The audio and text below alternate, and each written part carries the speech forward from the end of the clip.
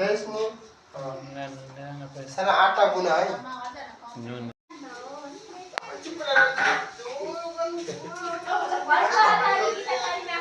बाहिर गयो ओइ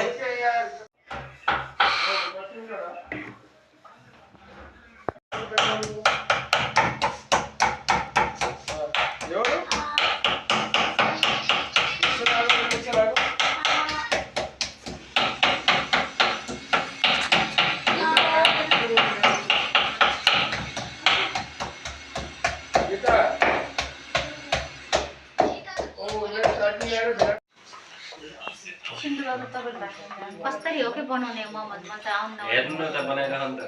तीनटा बनिसक्यो जुरे के हाल्छ त्यसमा रेसिपीहरु के कसरी बन्छ